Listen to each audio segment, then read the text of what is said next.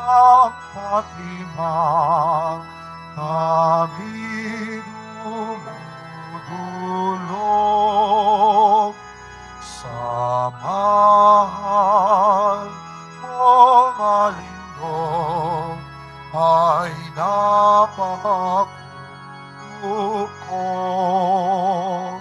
sa amin ipakita landas ng ginawa daras halin namin ina rosaryo mo tuwina pangako mo ay tupin piling namin hingin di man paawin lahat pag-isahin inawang sibayuhin ang aming dalangin kaming lahat ay apunin at ito kaya namin.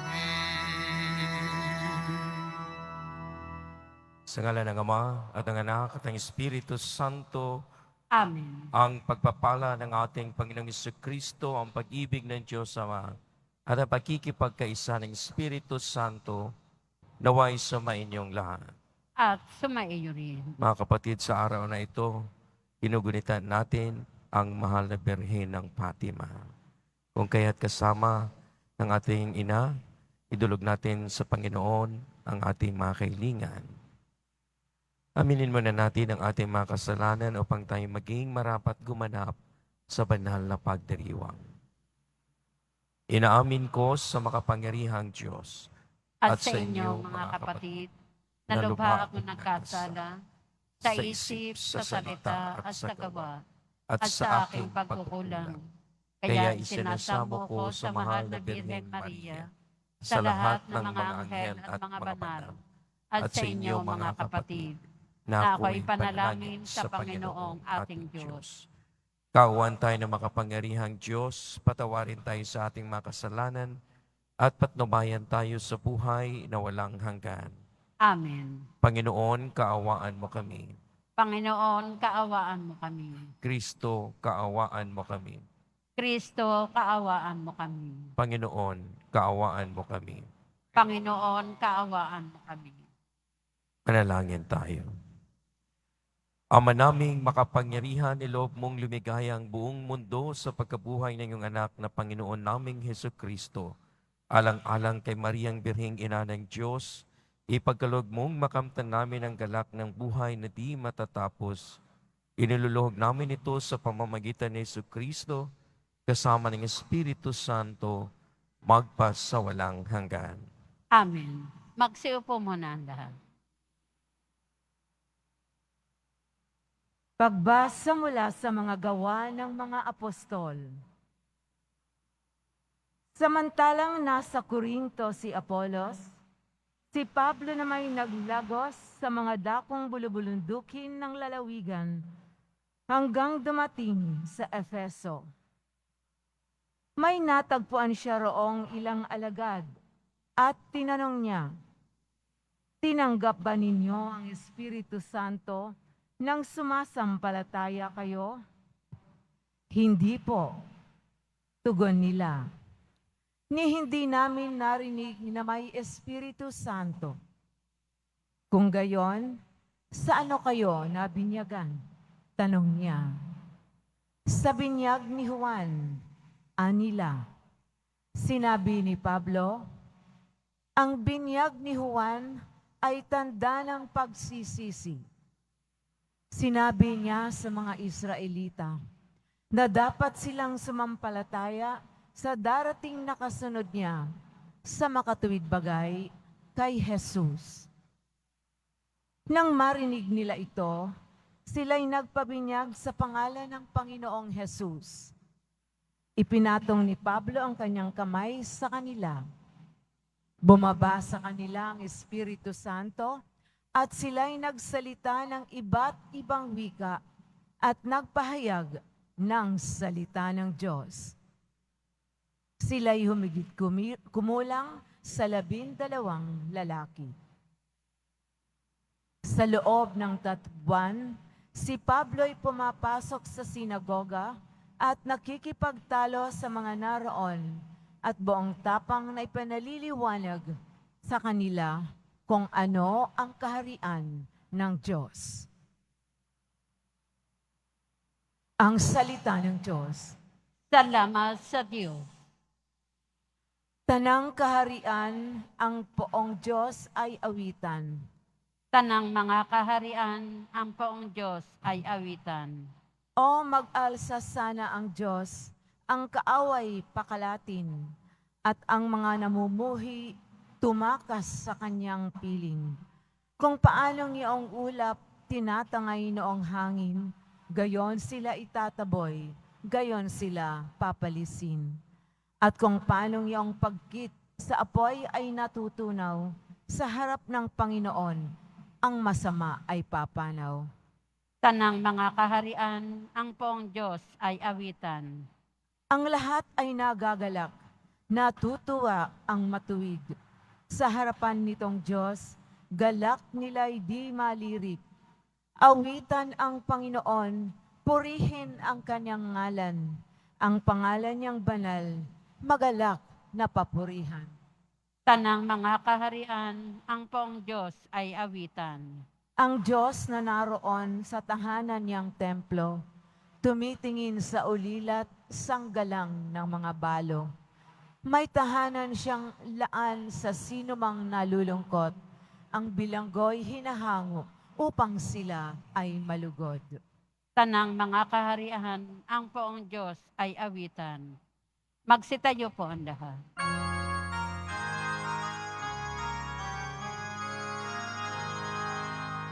Hallelujah, hallelujah, hallelujah,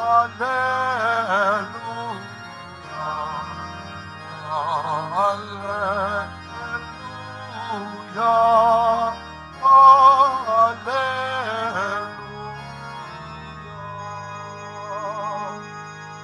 Virgen Maria, Mamayan, dapat magpurihan lahat sa'yo at sa iyong anak.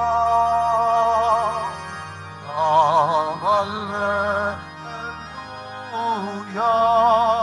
hallelujah, hallelujah,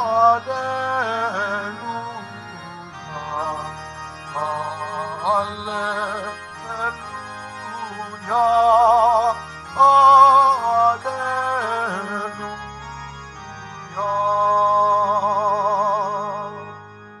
Sumayin niyo ang Panginoon. At sumaiyo rin. Ang mabuting balita ng Panginoon ayon kay San Juan. Papuri sa iyo, Panginoon. Noong panahong iyon, sinabi ng mga alagad kay Jesus, ngayon po'y tuwiran na ang inyong pangungusap sa amin at hindi na patalinghaga. Alam na naming batid ninyo ang lahat ng bagay at hindi na kailangang tanungin ni numan. Dahil dito, naniniwala kaming kayo'y mula sa Diyos. Sumagot si Jesus, naniniwala na ba kayo ngayon? Darating ang oras at ngayon na nga, ang magkawata-kwata kayo, magkakanya-kanyang lakad kayo, at iiwan inyo ako. Gayunman hindi ako nag-iisa, sapagkat kasama ko ang Ama. Sinasabi ko ito sa inyo, upang kayo magkaroon ng kapayapaan sa pakikipag-isa sa akin. Meron kayong kapighatian dito sa sanlibutan, ngunit laksan ninyo ang inyong loob, na pagtagampayan ko na ang sanlibutan. Ang mabuting balita ng Panginoon. Pinupuri ka namin, Panginoong Heso Kristo. Magsiupo muna ang lahat. Lantaran ang pananalita at pangungusap ng ating Panginoong Kristo, ibig sabihin buong katotohanan. ang ipinapahayag niya sa sangkatauhan. Alam ng Panginoon ang ating pagkatao. Naintindihan niya ito. Marami sa atin, bagamat may mga kahinaan, dumudulog tayo sa Panginoon, hindi dahil tayo nangangailangan, pero dahil tayo ay may pagmamahal sa Kanya. Pero ang pagmamahal na ito ay minsan hindi natin maisasagawa ng lubusan, ng buong buo dahil sa ating pagkatao. Tandaan natin mga kapatid, bilang ating buhay, ang ating pagkatao, tayo po ay nagkakamali. Bawat isa sa atin ay merong pinagdaanan. Bawat isa sa atin na atin pong tatanggapin ito ng may katotohanan na tayo po ay mga vulnerable at may mga kanya-kanyang pagkabasag sa buhay. Kung kaya't ang iba nahihirapan i-repair, ang iba naman ay napakadali, depende sa iyong pananampalataya at lakas ng loob ng pag-alay mo ng buhay sa Diyos. So we have to understand, hindi lamang po tayo minahal ng Diyos, hindi lamang po tayo may kapasidad magmahal, mayroon po tayong kanya-kanyang biyaya na natanggap sa Diyos. Ito po ang ating tanggapin. Otherwise, hindi po tayo makakagalaw ng ayon sa ating kagustuhan kung hindi po ito pinagkaloob ng Diyos sa atin. Pero totoo ding ating tanggapin na tayo nga po ay gifted person, tayo nga po ay loving person, but we have also to accept and real sense ang buong katotohanan that many of us also are broken. Marami kasi sa atin mapagkunwari. Ibig sabihin, ito siya punong-puno ng lakas, pero sa kailaliman ng buhay, merong kahinaan, malalim.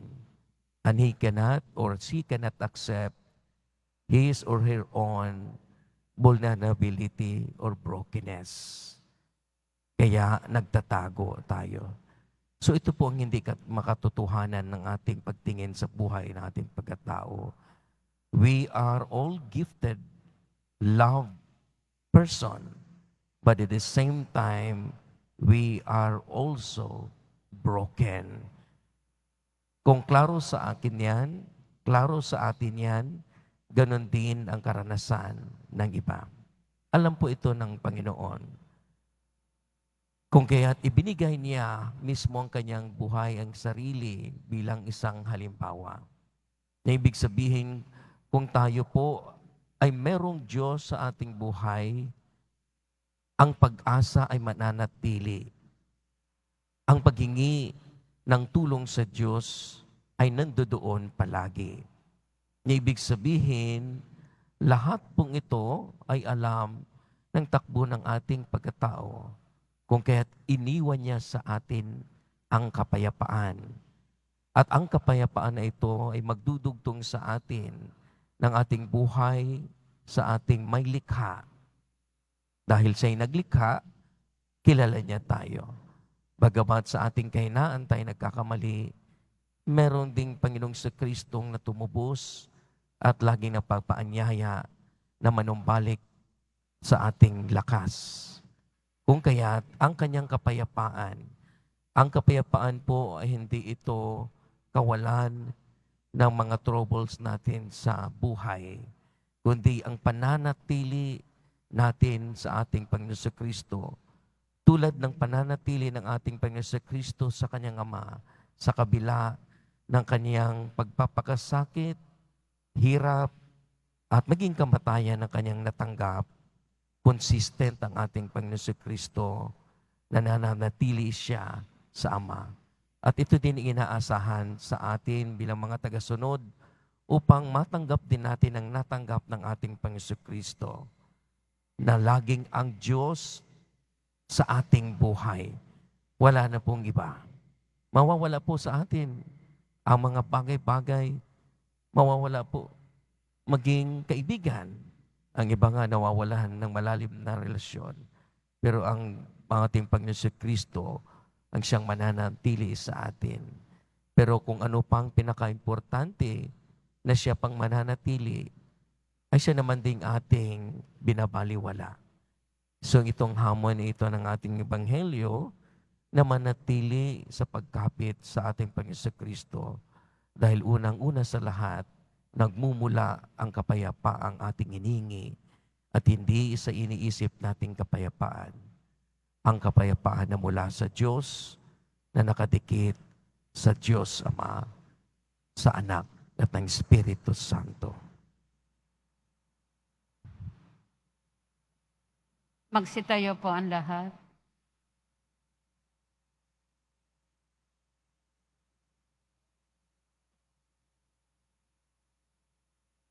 Mga kapatid, inandog sa atin ng Diyos ang kapayapaan ng pagkikipagkasundo sa pamamagitan ni Jesus, ang anak ni Maria. Ipanalangin natin na manatili sa atin ang kapayapaan. Sa bawat kahilingan ating itutugon, Diyos ng kapayapaan, basbasan mo kami. Diyos ng kapayapaan, basbasan mo kami.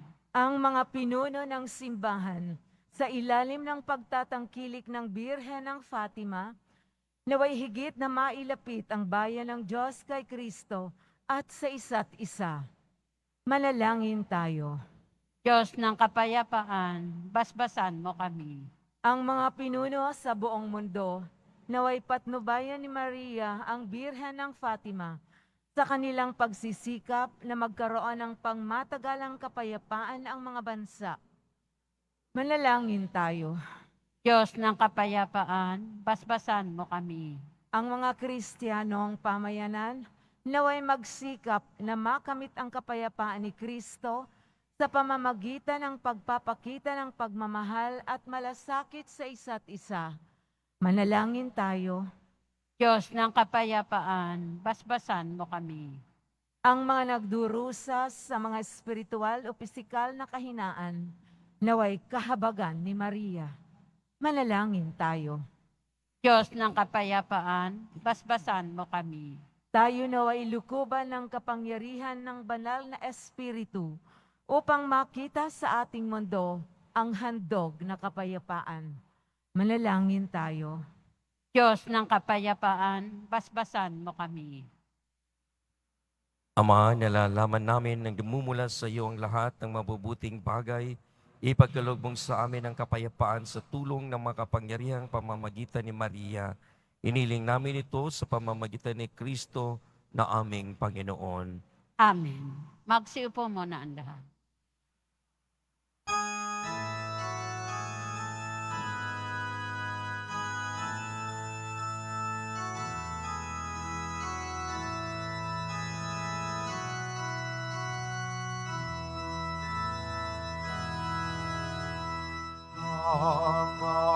Tanggapin mo, O Panginoon, ang alay ng bayang nagdiriwang.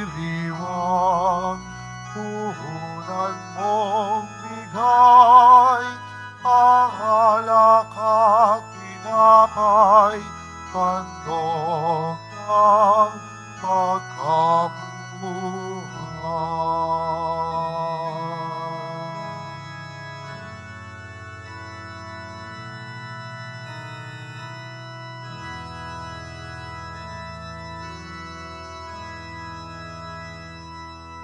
Magsitayo po ang lahat. Manalangin kayo mga kapatid upang paghain natin ang kalugdan ng Diyos amang makapangyarihan. Tanggapin nawa ng Panginoon itong paghahain sa iyong mga kamay, sa kapurihan niya at karangalan, sa ating kapakinabangan at sa buong sambayanan niyang banal. Ama naming lumikha sa aming paghain ngayon ng mahal na Birhen, ginugunita kami humihiling na kami matulungan nawa ng iyong nagkakatawang taong anak na naghain ng sarili sa krus na dambana at ngayon nabubuhay kasama mo at ng Espiritu Santo magpasawalang hanggan. Amen. Sumainyo ang Panginoon. At sumaiyo rin. Itaas sa Diyos ang inyong puso at diwa. Itinaas na namin sa Panginoon. Pasalamatan natin ang Panginoong ating Diyos. Marapat na siya ay pasalamatan. Ama naming makapangyarihan, tunay ngang marapat ay ikaw ay aming pasalamatan. Ngayong pinararangalan ng mahal na Birheng Maria, bukod mong pinagpala sa babaeng lahat ang mahal na Birheng totoong mapalad, na iyong piniling maging ina ng iyong anak, noong isugo mo siya bilang aming Mesiyas, sa kapangyarihan ng Espiritong Banal, ang Birheng Maria ay naging inang tunay ng iyong anak na kanyang isinilang, bilang liwanag nitong sanlibutan. Kaya kaisa ng mga anghel na nagsisiawit ng papuri sa iyo, nang walang humpay sa kalangitan, kami nagbubunyi sa iyong kadakilaan. Santo, Santo, Santo, Panginoon Diyos ng mga hukbo, napupuno ang langit at lupa ng kadakilaan mo, o sana sa kaitaasan. Pinagpala ang naparirito sa ngalan ng Panginoon, o sana sa kaitaasan. Magsiluhod po ang lahat. Ama naming banal, ikaw ang bukal ng tanang kabanalan, kaya't sa pamamagitan ng iyong Espiritu, gawin mong banal ang mga kaloob na ito, upang para sa aming magiging katawan at dugo ng aming Panginoong Hesukristo. Bago niya pinagtiis ang kusang loob na maging handog, ginawa kanya ang tinapay, pinasalamatan kanya, pinaghati-hati niya na tinabot sa kanyang mga alagad at sinabi, tanggapin ninyong lahat ito at kanin. Ito ang aking katawan ihahandog para sa inyo.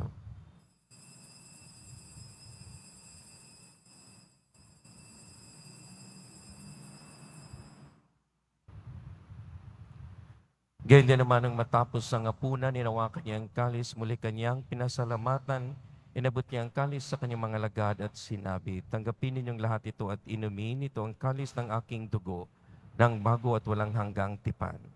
Ang aking dugo na ipupuhos para sa inyo at para sa lahat, sa ikapagpapatawad ng mga kasalanan.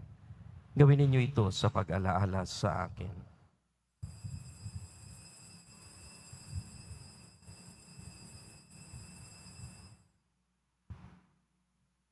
Magsitayo po ang lahat. Pagbunyi natin ang misteryo ng ating pananampalataya.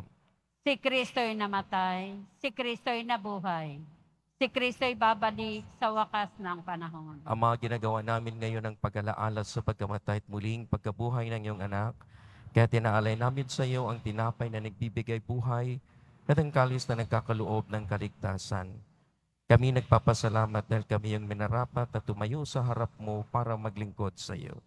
Isinasamo namin kami magkasalo-salo sa katawan at dugo ni Kristo ay mapuklod sa pagkakaisa sa pamamagitan ng Espiritu Santo. Amalingapin mo ang iyong simbahang laganap sa buong daigdig. Puspusin mo kami sa pag-ibig kaisa ni Francisco na aming Papa at ni Jose na aming Obispo at ng Tanang Kaparian. Alalahanin mo rin ang mga kapatid naming nahimlay na may pag-asang sila muling mabubuhay, gayon din ang lahat ng mga pumanaw. Kaawaan mo sila at patuloyin sa iyong kaliwanagan. Kaawaan mo at pagintapating kaming lahat na makasalo sa iyong buhay na walang wakas. Kaysa ng mahal na Birheng Maria na ina ng Diyos, ng kabiyak ng puso niyang si San Jose, kaysa ng mga apostol, ni San Juan Bautista at ng lahat ng mga banal na namuhay dito sa daigdig ng kalugod-lugod sa iyo. Maipagdiwang naman namin ang pagpupuri sa ikararangal mo sa pamamagitan ng iyong anak na aming Panginoong Hesukristo. Sa pamamagitan ni Kristo, kasama niya at sa Kanya ang lahat ng parangal at papuri ay sa iyo. Diyos Amang makapangyarihan, kasama ng Espiritu Santo, magpas sa walang hanggan. Amen, amen, amen. Amen, amen. Amen, amen. Sa tagubiling ng nakagaling na utos sa turo ni Jesus na Panginoon natin at Diyos, ipahayag natin ang lakas loob. Ama namin, sumasalangit ka. Sambahin ang ngalan mo. Mapasa amin ang kaharian mo. Sundin ang loob mo dito sa lupa para nang sa langit. Bigyan mo kami ngayon ng aming kakanin sa araw-araw. at patawarin mo kami sa aming mga sala, para ng pagpapatawad namin sa nagkakasala sa amin. At huwag mo kaming ipahintulot sa tukso, at iadya mo kami sa lahat ng masama. Hinihiling namin kami adya sa lahat ng masama, pagkalooban ng kapayapaan araw-araw, iligtas sa kasalanan at ilayo sa lahat ng kapahamakan, samantalang aming pinananabikan ng dakilang araw ng pagpapahayag ng tagapagligtas naming si Hesus Kristo. Sapagkat iyo ang kaharian at ang kapangyarihan at ang kapurihan magpakailanman. Amen. Panginoong Hesus Kristo, sinabi mo sa iyong mga apostol, kapayapaan ang iniiwan ko sa inyo, ang aking kapayapaan ang ibinibigay ko sa inyo. Tunghayan mo ang aming pananampalataya at huwag ang aming pagkakasala. Pagkalooban mo kami ng kapayapaan at pagkakaisa ayon sa iyong kalooban, kasama ng Espiritu Santo, magpasawalang hanggan. Amen. Ang kapayapaan ng Panginoon ay laging sumainyo. At sumaiyo rin. Magbigan tayo ng kapayapaan sa isa't isa. Peace, peace. Kordero ng Diyos na nag-aalis ng mga kasalanan ng sanlibutan, maawa ka sa amin. Kordero ng Diyos na nag-aalis ng mga kasalanan ng sanlibutan, maawa ka sa amin. Kordero ng Diyos na nag-aalis ng mga kasalanan ng sanlibutan, ipagkaloob mo sa amin ang kapayapaan. Magsiluhod po ang lahat. Narito mga kapatid, si Jesu Kristo ang maawaing kordero ng Diyos na nag-aalis ng mga kasalanan ng sanlibutan. Mapapalad tayo na niya makibahagi sa kanyang piging. Panginoon, hindi ako karapat-dapat na magpatuloy sa iyo. Ngunit sa isang salita mo lamang ay gagaling na ako. Ipagsanggalang na tayo ng katawan at dugo ni Kristo para sa buhay na walang hanggan. Amen.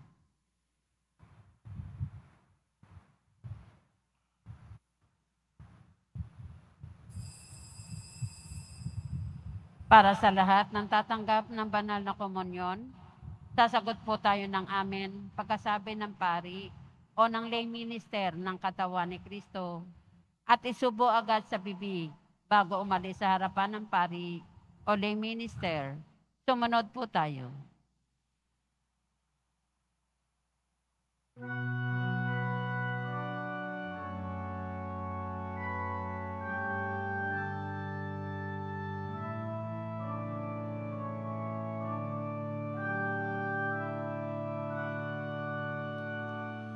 I love the Lord, He is filled with compassion. He turned to me on the day that I called from the snares of the dark. Oh Lord, save my life, be my strength.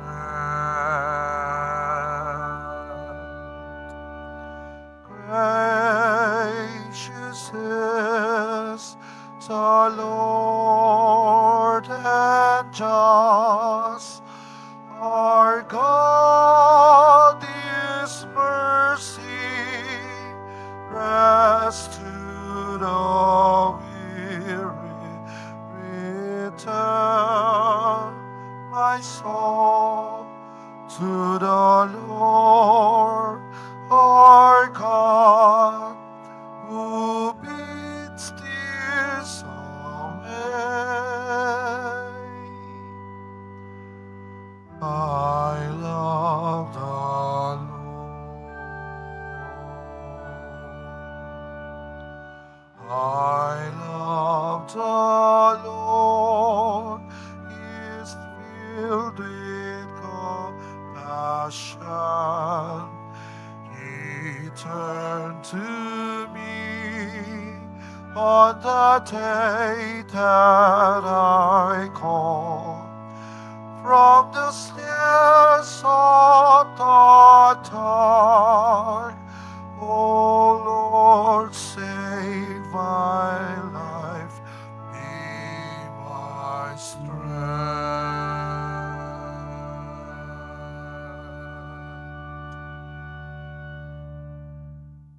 Mabibili pa rin po ang ating opisyal na imahe ni Jesus Nazareno. Ang mga ito po ay mabibili lamang sa ating Paris Finance Office. Ang malilikom po na pondo ay gagamitin sa pagsasaayos ng ating Adoration Chapel at Baptistry. Pagkatapos ng misa, wiwisikan po ang lahat ng banal na tubig. Pinakikiusapan ng lahat na manatili lamang muna sa inyong mga lugar. Sa Quezon Boulevard o Plaza San Juan lamang ang labasan ng lahat. Sumunod po tayo. Maraming salamat po sa inyong pagdalaw at pagsisimba sa Basilica Minor at Pambansang Dambana ni Jesus Nazareno.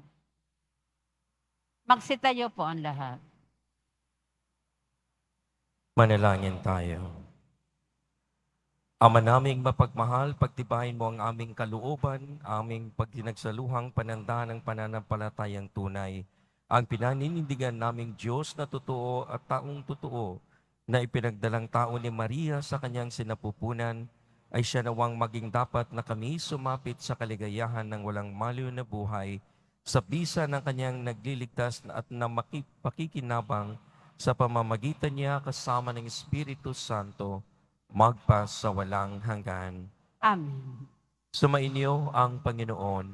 At sumaiho rin. Mahal na pong Jesus Nazareno, inahayag mo sa pamamagitan ng cross ang walang maliw na pag-ibig ng Diyos sa sangkatauhan. Pakinggan mo ang kahilingan ng iyong angkan na nagsusumamo sa iyo. Makamtanawan nila ang iyong katugunan at tanggapin ang kasagutan ng may utang na loob na tinatanaw.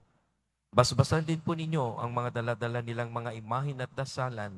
Sa pamamagitan ng bendisyon na ito, naway maalala nila ang pangako nila noon sa binyag na ikaw ay kanilang iibigin at paglingkuran bilang Panginoon, magpas sa walang hanggan. Amen. At pagpalain kayo ng makapangyarihang Diyos, Ama, Anak, at ng Espiritu Santo. Amen. Humayo kayong taglay ang kapayapaan ng poong Jesus Nazareno. Salamat sa Diyos. Magandang umaga po.